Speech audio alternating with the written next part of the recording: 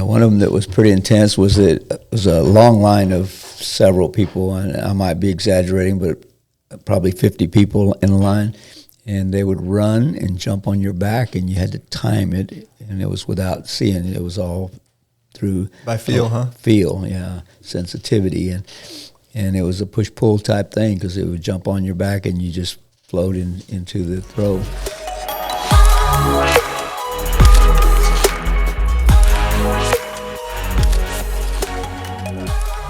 Welcome back, everybody. We are on episode number 4 of the AGPMA podcast, and today we are talking about some really cool topics about what we call the Grandmaster Adventure.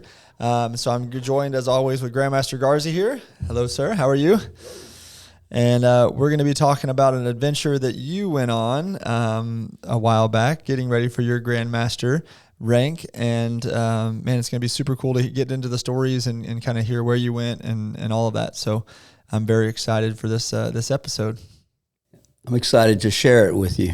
And in preparation for today, I've been reflecting, going back and looking at the blogs and looking at the pictures, and excited to share it. Awesome.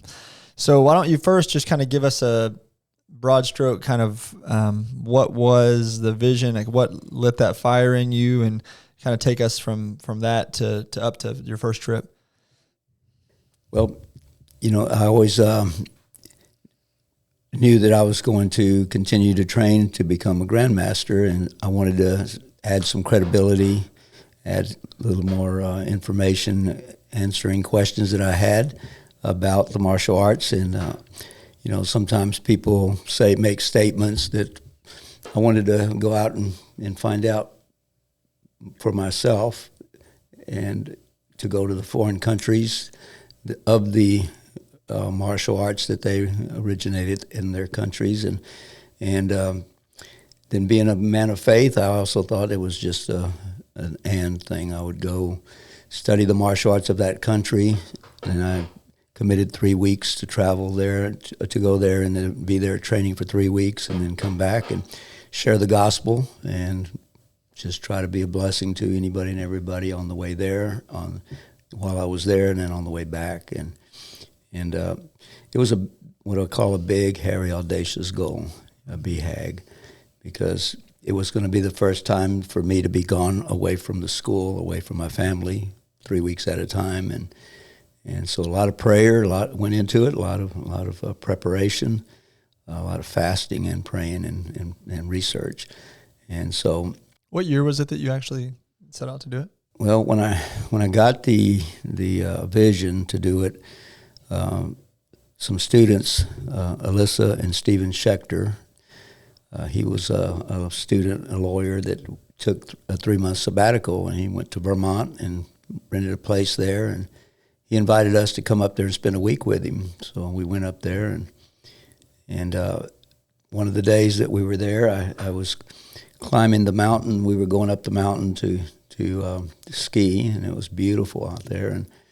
And we went up. It was Ashley and Bertrand and Patty McHenry and myself, and I think there was one other person. I don't remember who the other one was, but we're going up the mountain, and I'm just like taking it all in, because the sun is starting to come out and the snow is coming down real light, and it's just fresh snow everywhere. And somehow or another, I got separated from everybody. Everybody went on down, and I stayed up there. And so as I was at the top of the mountain, I was just taking in all the nature, just praising the Lord for it, being grateful for His creation. And all of a sudden, I kind of got into a little bit of a griping session. I'm like, what's up with this young whippersnapper? How's he get a 3-month sabbatical? I was almost like whining, like, what about me? So anyway, I come on down, and fast forward, I get back, and I start thinking about getting my Grandmaster rank and about doing what I started naming it. I called it the Great Grandmaster Adventure. And I looked at the future and started deciding that it was going to be a target to start it, launch it 2007. So this was 2002. So it's a 5-year vision. So I started putting things together, started praying about it, started telling Kim that I was going to do it, and getting you guys ready for it, getting the staff ready for it. And so the last quarter of 2006, I took that quarter off to fast, pray, and do research, and to be here while the school was running. And then in 2007, I launched to first I went around the United States training with friends, people that had different martial arts, and studied with them. Did that in January, and then I launched the first one that was going to be to the foreign countries, was to Thailand. Being a striker, I wanted to improve my striking and study the Muay Thai. So I went to Fairtex in Bangkok and spent three weeks there. And so how did you decide, like when you were, like, let's take that 3 months you were praying about where to go, how did you decide what locations? I mean, I know we have 6 or 7 that you went to, so how did you pick the locations you went? Well, through the research, I had heard of the one in Bangkok, Fairtex, and did some research on it. It looked like it was the place to go, and the way it turned out, it was just ideal. It was exactly what I needed to do, and just the beauty of it all is, you know, I, through a lot of prayer, through a lot of research, through a lot of making decisions on what to do, it always turned out where God provided everything I needed. He needed, you know, the funding. I had sponsorships that helped out, and God just spoiled me, because, like in the one for Thailand, our friend Lisa Curris had a friend and contacted him and told him to contact me, because he was going to be in Bangkok for a year assignment on the job, and his name was Blair, and he winded up contacting me the night before I was leaving at 10 o'clock at night. In fact, I was heading to bed, and I happened to check. I had an email from him, and so I contacted him, and he said, I'm going to be there Sunday, and I was getting there like Thursday. And he says, I'm going to be there, and I'm going to have a car, and I would like to help you out. So he would pick me up, take me around to see the sights, and we went and saw fights. We went to different places to eat, and the camp that I was staying at had everything there. It was a camp where sleeping quarters and then training. We did all the training there 2 times a day, 2 to 3 hours at a time, and we did it in the morning and the evening, and like I said, for 3 weeks, and loved it. It was just great, and it was the kickoff one. That's awesome. So that was obviously the Muay Thai, right? So we went. I'm just gonna say it for people to kind of know the whole story here. We had Thailand, Brazil, China, and then Philippines, Germany, and Israel. Correct? Yes, sir. So whenever you were planning it out, I guess obviously Thailand, you knew, like you said, you were a striker. Brazil, I'm assuming, you know, the desire to do Brazilian Jiu-Jitsu. So what about China? What was the goal there? It was Tai Chi, right? Yes, Tai and Chi. then the Philippines was the modern-ese. And then obviously Germany, because of our friends Jamil. We'll talk about that in a little bit. And then Israel, Krav Maga, right? Right. Very cool. So one more question before we get into your first trip. Is there anything that you remember that was like how you prepared your team or us as your family for you to be gone for 3 weeks? I think just through a lot of communication, finding out exactly what the concerns were and making sure that we had our leadership all in the right places. And we had some good leaders. Everybody that was there was people I could trust, people who have grown up in the business, family, of course. You, Ashley, Kim, and Bertram McHenry was on staff at the time. And he was the program director, right? He was a program director, yeah. And trying to think of who else was I think in Master Falco, of course. In your post, you mentioned Aaron Morellis, so I think he was probably he was probably on staff member back then too. Yeah, that's awesome. Yeah, so it helps to have a good team, right? I think that's the big part. You know, people you can trust, people that are experienced and that you don't have to be looking over their shoulder. I trusted everybody, and we went through the training and prepared. Like I said, I had 3 months there where I was here, and if I needed to handle anything, and there was just a couple things that I winded up being involved in. So that 3 months, y'all handled it. So it turned out to be a year and 3 months of sabbatical. When I got the vision to do it, I started working towards it right away. And we had just started. We had just joined with Premier Martial Arts, so we were just bringing in all those systems, and they were all in place, and everybody was doing well.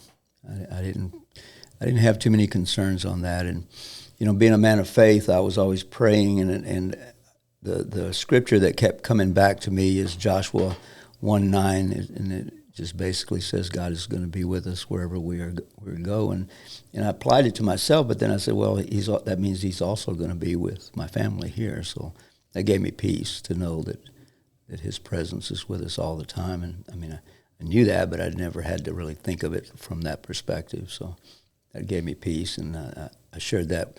I kept running into that scripture every time I turned around, and I shared it with y'all, and I shared it with your mom, and I think that gave her peace. Another thing, if you're new listening to this and you weren't around back then, I know you sent out updates, right? So there was updates, I think at least 2 to 3 updates per trip that you would send back all your notes, and Ashley would compile it into a email update that would go out to all your supporters and all the people who were following your journey.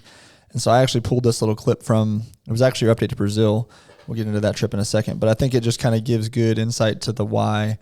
It says, the Great Grandmaster Adventure is my BHAG, which if you don't know is big, hairy, audacious goal. It is what drives me and what I am passionate about. As a martial artist, my long-term goal is to earn the rank of Grandmaster 10th degree black belt. But more importantly, I desire to gain firsthand knowledge of what the martial arts world has to offer and to experience different styles, training methods, relationships, and cultures. And so I think that when I read that, I was like, that it just kind of paints the vision for why, right? That's the why behind it, is the experiencing it firsthand, like you said earlier, and the culture and all the things. But I don't know if you remember that part of that one, but that one stood out to me when I was rereading them. Right. Yeah, that was my heart. That was the whole thing. God had opened a lot of doors for me to be in leadership roles. Had just joined with Premier, and I just wanted to add more credibility to what I was doing. And all the arts that I went to, I had studied here, and I knew that I had quality training from all the instructors that I've trained, and many of those were Remy Prices, who came from the Philippines and was our instructor here. And I knew that I was training with them, and they were top-notch people, and just going there was just making it a little bit more clear, and I could see it with my own eyes, and bring it back. And so that was I thought it was a great goal, and I loved every bit of it. The only thing I didn't like was being away from you guys. If I could have taken all you guys with us, it would have been good. Next time. Yeah. So let's jump into that first one. So we kind of jumped into Thailand a little bit, but tell us about your trip to Thailand, and you mentioned Fairtex, but where you trained, where you stayed, any big takeaways from the trip, anything that you remember coming back and bringing back? Because one thing that I remember is every time you would come back, it was like staff training, and here's what I learned, here's how we're going to tweak things. And so it's kind of cool to just like see the school evolving over the year of you being gone. But let's talk through Thailand. So what time of year was it when you went? It was in February. Okay. February. The weather was good, and the training was just very legit, very good. I don't like getting kicked in the legs. Not as a karate taekwondo guy, huh? Right. Yeah, that wasn't the way I grew up. So that was probably the most challenging thing was taking the leg shots or protecting, not being there, blocking them. Learning the skills behind it though was very important to me, and I think even today I still do a lot of it unconsciously now, but I trained enough to understand it and know the purpose of every skill that is there. I like the simplicity of it, and their training camps were just really good. And the people, besides the martial arts part of it, I was thinking about this before, but, it was like, God's presence being there, just wanting to connect with the people. It was difficult to study or to communicate the language. I'm not good at learning new languages. But what I did was I taught them the fruit of the Spirit. So when I left, they had learned English: love, joy, peace, patience, kindness, goodness, faithfulness, gentleness, and self-control. They had learned that from me, and we did the best we could to communicate. That's cool. Good thing it's very visual. Martial arts is very visual, so it worked out pretty good. And each day was a little easier to communicate. By the third week, we were communicating well. And you said the guy that you stayed with there, or that you connected with, how was he connected with you? Like, how did you get connected with him? Because I think that's one of the cool things is there just happened to be somebody every trip who you happened to. Yeah, it was really amazing. Lisa Curris contacted him and told him I was going to Bangkok, and she knew he was going. So just turned out he was there the whole time. Wound up having a long-term relationship with him. It's just divine alignment, divine arrangement, just prayer being answered, and it was good. Every single trip had something like that, or it had something that came out of it that's major fruit. Yeah, that's awesome. So what about Brazil? When was that one? Brazil was I think more into April, a couple of months later, and on that one I got my tickets to go, set my flight to go to Rio, and I walked into the Lig City School, and Bia Grant was at the counter, and when I walked in, I saw her, said, "Hey, I just now got my tickets to go to Brazil." And she goes, "Well, where are you going?" I said, "Rio." And she said, "Well, that's where my dad lives." Well, I come to find out, Dad was a capoeira fighter back in the 50s. And he, from there, wound up doing judo and became a judo, pretty big name in Brazil. And now at that point, he was like 70-something years old, and he started doing a gi 3 days a week he was doing gi jiu-jitsu, Brazilian jiu-jitsu, with the Gracies. So he had a Gracie instructor that would come to him at a location that they had, and he would do that 3 days a week. So what that meant for me was he picked me up at the airport and kind of took care of me, drove me around. And 3 days a week I did gi with him and the Gracie instructor, and there was only like 3 of us. So it was like a private lesson almost. Right. And so we trained 3 days a week with gi, and then with Mario Spurri was the Brazilian top team coach and the captain, the leader there. And Mario Spurri was a MMA champion and a great fighter, great guy. And my contact to communicate, because he spoke English. So when I got there, they sent me to him, and so he did all the arrangement for me, where we did no gi 3 days a week. We did wrestling, and it was just great training there. So I would get there and watch the class before, or actually the team training, and I would be waiting on my private and get to see some of it. And they would always close, and they'd gather around, they'd huddle up, and they said something in Portuguese. And finally asked him, I said, what are you guys saying there? And he says, "It's the Lord's Prayer." Mm-hmm. And so I was like, awesome. And God had been taking me to school about the Lord's Prayer, and I'd been really constantly being bombarded by it, just helping me understand it better. And so I wound up getting his email and sending him the Corinthians verse. And he's got some really neat stuff that he said to me from there. He responded. We communicated on that. basically just, this is the kind of thing that I try to teach my people. And he's just like, this was perfect. You know, he loved it. That's awesome. So we just bonded a little bit more, and he just really took good care of me while I was there too. So what was your biggest takeaway from that trip? Do you have anything that comes to mind? Well, I think favorite stories. Yeah, I think the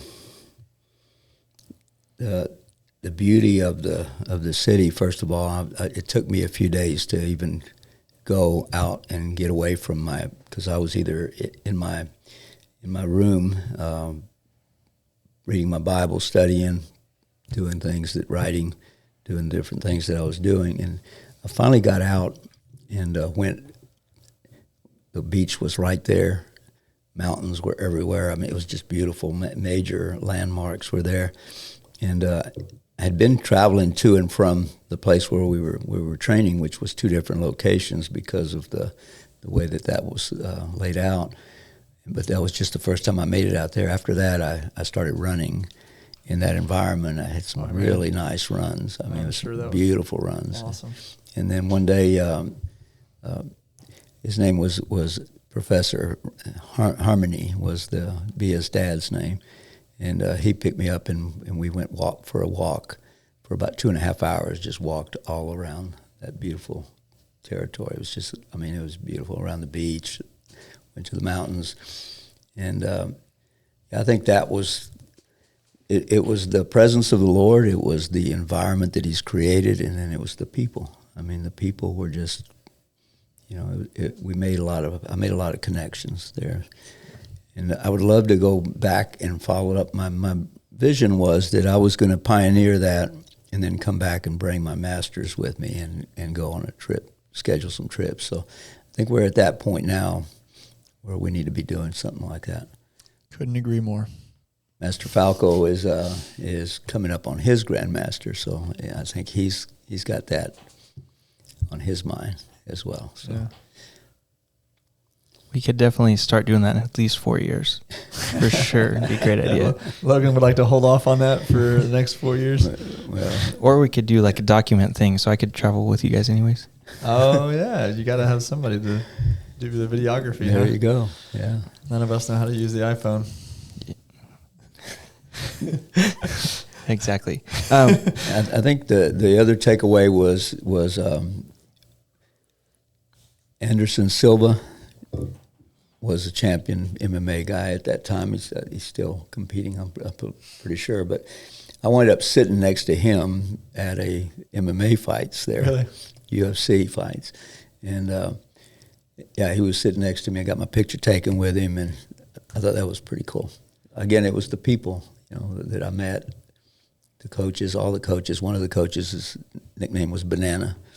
And, the wrestling was just awesome. They did a great job and I was getting private instruction, so I learned well privately. That was real good.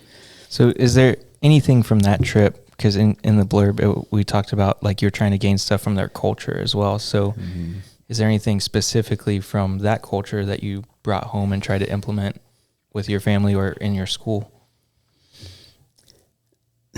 Well, I think I was a relationship person, but I mean, the kindness, the way that they were, there's honor and respect. It was just real.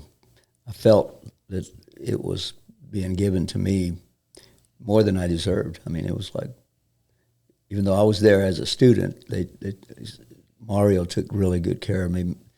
He made sure that I had the instructors there, and they just all worked together to make that happen. And I was able to contribute back, sharing the word with them. And in his note that he sent me, he was like just pointing out things that he was learning from me. So I know that my goal is always to impact, and I think that I had an impact on them too. That's awesome. So the next trip on the line there would be China. So talk us through that one. How'd you select where to go? Did you have a connection there? So on that one,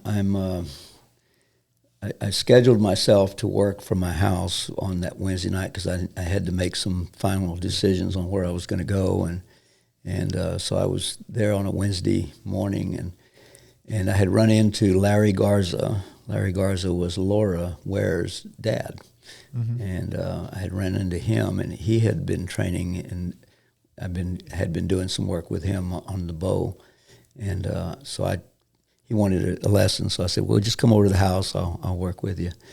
So he shows up there on Wednesday morning, and I shared with him what I was doing. He says, well, where in China are you going to go? And I said, well, I haven't really decided. That's what I'm going to decide today.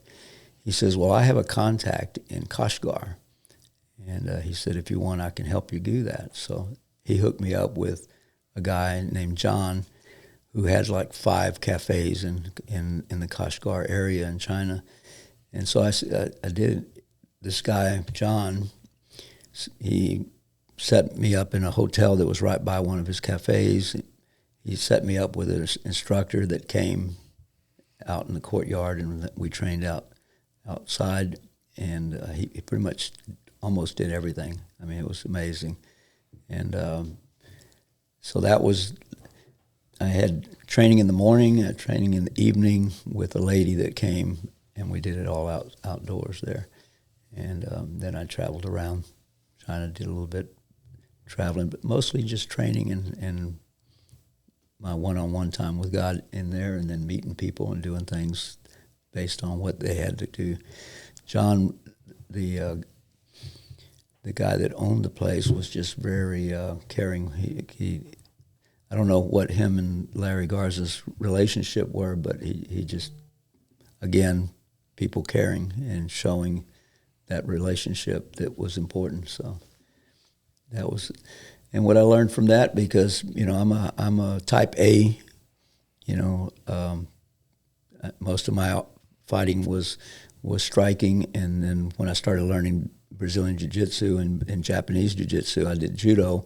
I started learning the gentle way, and I like to say that some of the judo that I had learned before I trained with Mr. Model, who was a Czechoslovakian 7th degree judo guy in Jiu-Jitsu, all the judo I had before that was all but gentle. It was pretty rough stuff usually. And with him, it was very gentle. It lived up to its name. And so fortunately, I'd had that training before I had the Brazilian Jiu-Jitsu. And the Tai Chi being so slow and so mindful, and I teach it now to the students with the understanding that even though it has a self-defense application, it's more about bringing peace and being understanding and feeling, experiencing the movement, and if somebody can move slow like that, then they can move through first and second gear when we're teaching them fast, explosive stuff, when it's just breaking it down. And so that's what I feel like I got a better understanding of that, spending 3 weeks learning forms. And I don't have... I didn't memorize all the stuff, but I had a lot of good experience, and it's helped. I mean, I'm teaching some of the forms that I learned, and I'm enjoying that. That's great. All right, the next one would be the Philippines. So, well, the Philippines, my experience with that had been through Remy Presses, who he and I had a great relationship. I traveled around with him some and went around the country and to Germany with him, and he hooked me up with Jamil, and so I always wanted to go to the Philippines. And in my what research, style was that one? Well, the guy that I wound up training with was Bilintawak, was the art, and he was actually had a background in Shaolin Kung Fu. So my training with him was a combination of both, and he would pick me up and take me to his place, and he had a little shed, and I have a video of him training me, and in the background is rooster crowing. So I got a lot of feedback from people who heard that. It was like, oh, it seems so authentic. Here, let's watch the video. It was. I'm pulling it up. Yeah, it was very authentic. Yeah.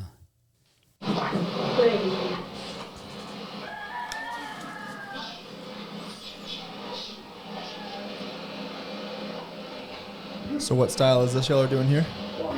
That's the Filipino. It's really a stick fighting art, but arnis, and he called it Balinsawak is one of the systems. With a Shaolin background, and it kind of showed up quite a bit, especially with that opening and closing. Right. That's pretty cool. Yeah, I remember the people commenting about the rooster in the background, making it all seem so authentic. Yeah. So that was some of the fruit. One of the things that is a great memory of that was when I was looking to fund it.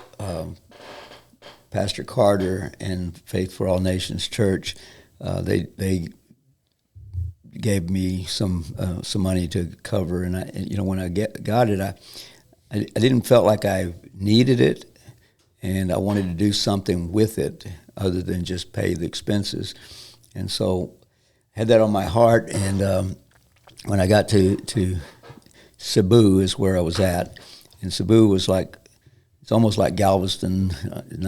It wasn't an island, I don't think, but it was like just surrounded by water a lot. And my time with his name was Jaime, and one day he asked me a question, and I said, "I'll tell you what, let me do some research, and I'll get back to you on it." And that led to doing some studying out of the Revelations, and wound up leading him to the Lord, and he accepted the Lord. And that was the first fruit. The second was, I told him towards the end, that I wanted to bless some mothers and some children. And so he takes me over to this area by the water, and he says, "Wait right here." So then he went across the courtyard and talked to some ladies that were out there. And I see the ladies are there. I'm a little bit a ways from them, and there's a bunch of kids, and they're like jumping all around, happy. You can tell.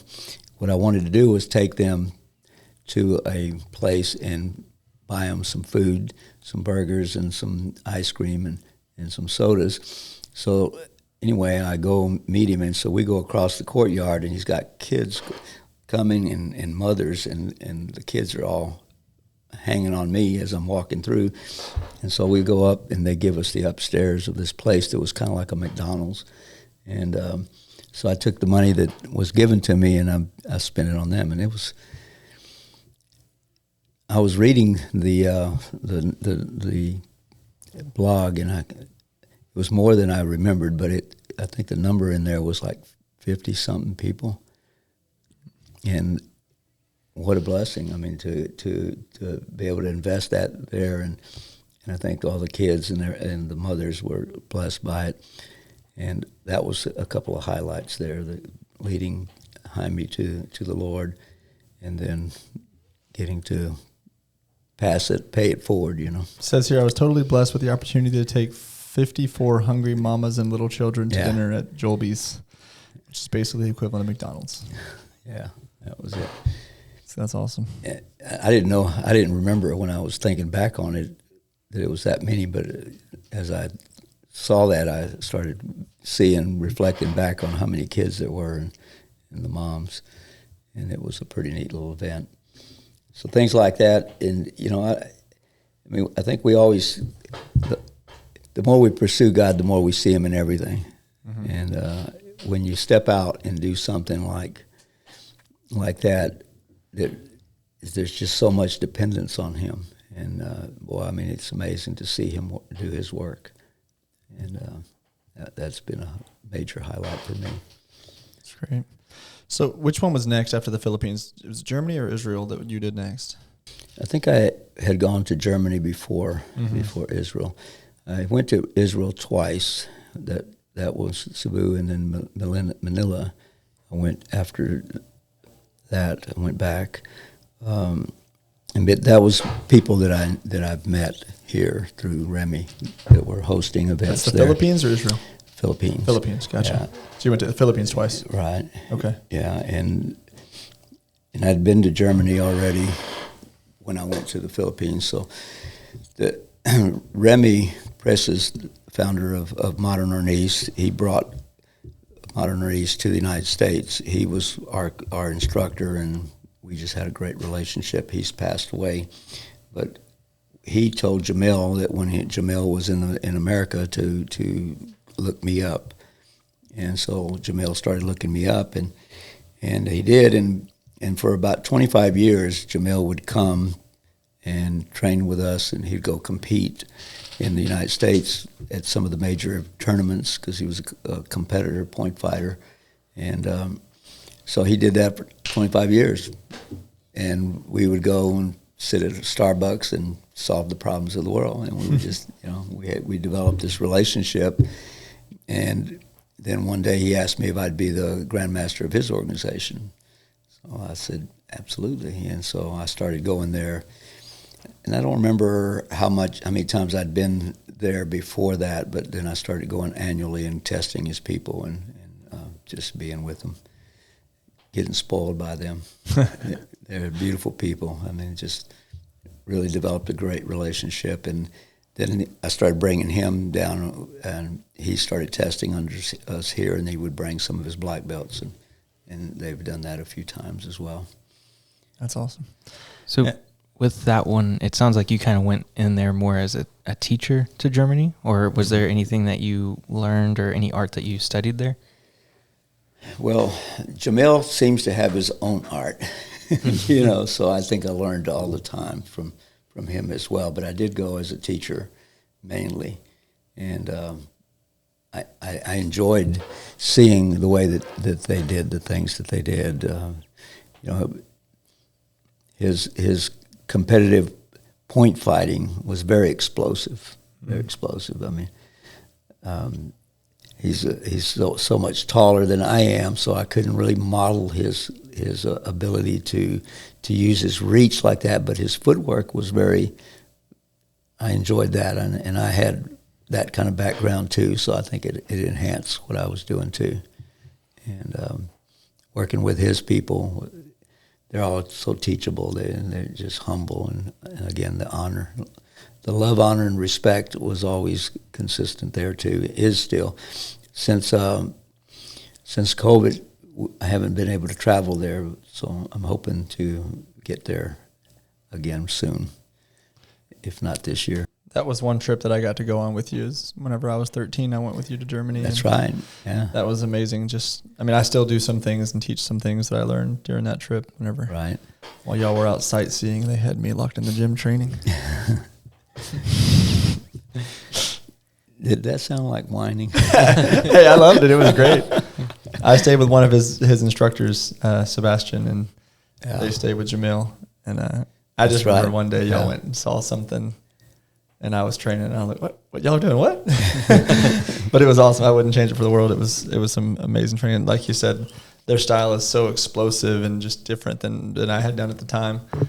Just the way that they blitz and the way they do things. I mean, you've trained with Jamil, it's a little different. I was going to say, I got the opportunity to test with him this last year, and that was a super awesome experience to kind of get to know him. And on fight day, they're very explosive. He would call out what he was going to throw, and he would still hit me with it. It was the worst, but also the best. It was cool. I enjoyed fighting with them. Yeah, they're really good over there. Good people too. And then, did you have something else you're going to say about Jamil or Jeremy? Just a lot of good memories of a time of sharing just wisdom, one man to another, and the culture differences and talking about those, never comparing in a negative way or looking down on each other. It was always, he loved coming to Texas. He loves papacitos. He loves Mexican food, and I totally understand why. And when I go there, they take care of me, and I love all the food that I eat there too. They they do a good job of taking care of us. Dude, I remember that. Yeah, there you go. Some good sandwiches. So then you went to Israel, right? So tell us Yes. about that trip. Did some Krav Maga, right? Yes, sir. Went to Wingate University, and the cool thing about that was we went to some good training there. Some of it was pretty intense, and some of it was, just reinforcing a lot of good things that we were doing already, and we picked up some good ideas. One of them that was pretty intense was that it was a long line of several people, and I might be exaggerating, but probably 50 people in a line, and they would run and jump on your back, and you had to time it, and it was without seeing it. It was all through By feel, huh? Feel, yeah, sensitivity, and it was a push-pull type thing because it would jump on your back, and you just float into the throw, and that was just one of the things that really stuck out. It was kind of, like I said, somewhat intense, and the other thing that was good about it that was just relational is Kim and Sandy, Roy's wife, and my wife joined us there, and we got to take some tours of Israel and did a little bit of vacationing, so that was good too. And I believe that really enhanced all of our training in Krav a little bit more. Mm-hmm. Did y'all do some shooting there too? Yes, yeah, we did some so. good shooting. Yeah, there was some good. A lot of good drills, good stress drills, and it was a major part of it as well was the shooting. That's awesome. So going through that, did it? I was just thinking as you were talking, it seemed like the reoccurring thing every place you went was just that the people were so awesome and hospitable and took care of you, and I just wonder if that had any kind of effect on outlook and things. Just the world is not as divided as sometimes maybe media or whatever would make us think everybody's different and everything. But when you actually travel like that, is that something that maybe changed perspective for you? Just because it seems like you had great experiences everywhere you went with amazing people. Well, you know that I'm always looking for that pony. And so, God made me to be a good finder, and so I find the good. And I like that, I think that there's so many times where it's easy to see the negative and I just don't, I'm not the guy that's going to focus on that. I'm going to focus on what's good about it. And I don't want to be naive and not, not notice a threat. But, just being a good finder helps quite a bit because I made connections. The flights, it's amazing, the stories that I have from that. Those are some of the ones that I remember the most, is the stories from the planes. Yeah, on one of them, particularly in the trip to Brazil, as I was at the airport waiting, it was a layover, and I was getting some food, and there was a guy in line, and we talked a second, and I wound up going and sitting down, and he came and joined me, and so we're talking away, and turned out he was going to be in the United States. He was going to be like in Beaumont, and we hit it off, and so then I shared with him what he asked me what I was doing, and so when I shared that with him, he kind of like turned into an evil guy. I mean, he just like looked at me and he says, "Why do you guys do that?" And he just went off on me. And so about that time they called us to go, and so it was almost time out. I got to go. So I got up. That was my rescue, right? And he was like, "Well, maybe we can continue this conversation on the flight." I'm like, "Right." So anyway, I get on one side and I go sit down, and God was looking out for me because I sat down, and next to me was Moses. The guy's name was Moses, and he was he did the praise and worship for his dad's church, and Slightly different experience. I mean, it was just completely different, and just the whole conversation and on the flight was hearing their story, and then he asked me, of course, and I get to share mine, and it was just a beautiful time. But the contrast in that was pretty crazy. Those are things that I don't forget. But again, being a good finder, I just, if I'd have been if I focused on the negative, I would have quit so many things, and because I found the good and didn't quit is why I'm a grandmaster. Yeah. And a master and a second degree in other arts, because I'm always looking to try to improve it, growth mindset. I guess that sometimes a teacher, always a student, you always talk about. I mean, that's kind of the whole theme behind this trip, is just going out and learning and growing and like I said, bringing it back to make the school better for your students. Yeah, I think it's great, and I'm looking forward to seeing what Master Falco and us do on this next trip. So this whole journey kind of started as, your journey to 10th degree black belt, or your Grandmaster journey, right? Mm-hmm. And that was to be a well-rounded martial artist. Right. And that's what your Grandmaster was in. So what are the different ranks that you hold in different arts, maybe that came from this trip, or just in general? What are the different ranks that you hold? Well, the 10th degree, I was promoted by Premier Martial Arts Organization.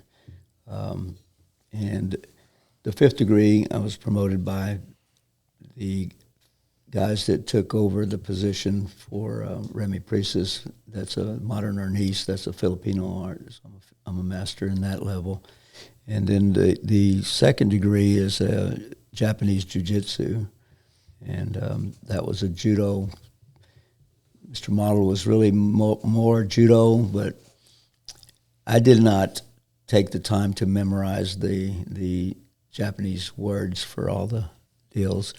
And so he wouldn't give me a judo black belt, so he wanted to promote me, and one time he surprised me with a 2nd degree in jiu-jitsu, Japanese jiu-jitsu. So that was before the UFC and before all the Brazilian jiu-jitsu fight got really popular. But we were doing a lot of the same stuff, so it was just a really good base. And I think where I first started getting more of the Brazilian jiu-jitsu was from Ron Van Browning, who was coming down and sharing a lot of that as well. And it complemented what I had already, and I had a base already because of that too. So just also have a 2nd degree in Krav Maga.